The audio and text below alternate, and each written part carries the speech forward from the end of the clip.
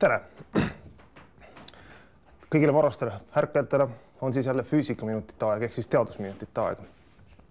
Mina olen füüsik ja minu käest võiks küsida küsimuse, et milleks see füüsika üleüldse hea on, milleks seda tarvis on.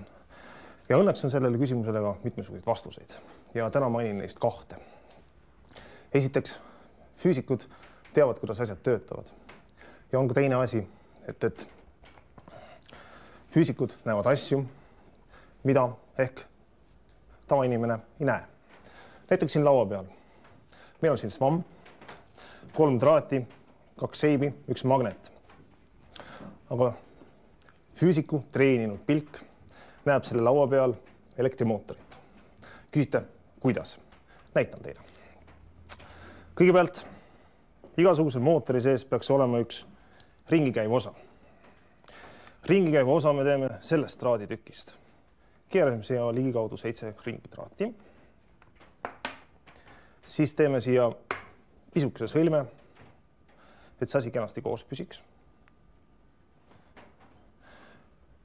Siis teeme veel teise sõlme.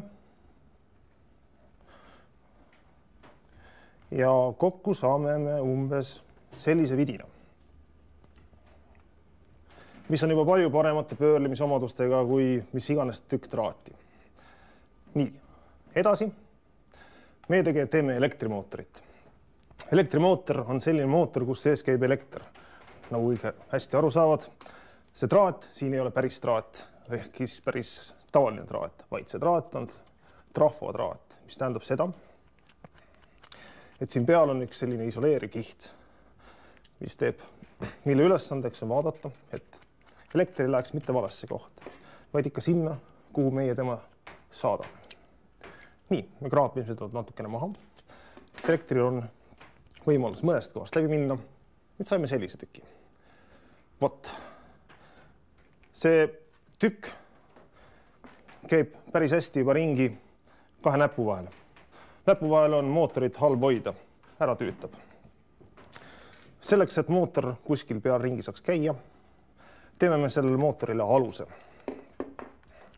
Jällegi 2 traaditükist. See käib umbes niimoodi. Saime alused. Ja mis nüüd järgib, on montaaž. Ehk siis mootori koostamine. Paneme ühe seibi, teise seibi, ühe toe, teise toe. Ja kasutame svammi ja kasutame väga tähtsat osa, mis on magnet. Paneme selle siia peale. Lisame mootori.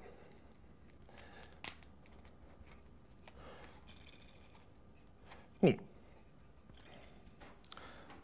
Eks ole. Justkui juba midagi oleks. Küsimus lihtsalt selles, et ringi ajamiseks tuleb teda endiselt näpuga hoogu lükata, mis ei ole teatavasti mootorite omadus. Mootorid võiksid ise midagi ringi ajada. Laseks õige mootori sisse natukene elektrit. Nagu me kõik teame, tuleb elekter patareist. Ja lülitame selle siia ja vaatame, kas sünnib midagi, mingisugune liikumine.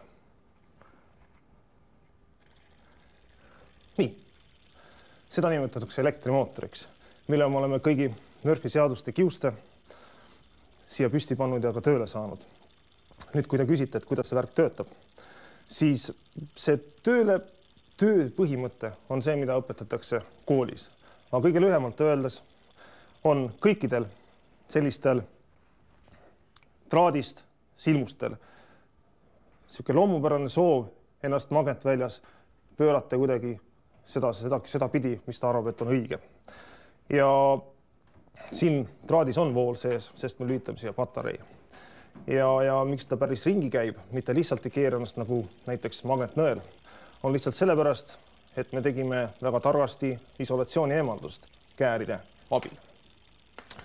Nüüd, sellised asjad nimetatakse konstruktoriteks ja mina arvan, et need on lahedad asjad. Need näitavad, kuidas asjad töötavad ja võib-olla teevad meist midagi rohkemat kui lihtsalt tarbijad. Ja on tulemus üks selline tore üritus nagu Teaduskeskus tegevusnäitus ahaa, kevad tähe tornis ja see hakkab üsna varsti pihta. Ja kui te sinna tulete, siis te näete seal veel teisigi selliseid kitte ja infot selle ürituse kohta saab tegelikult sealt samast füüsikaportaalist, mis on www.füüsika.ee. Ja sellega ma täna lõpetaks. Kena hommikut jätku kõigile!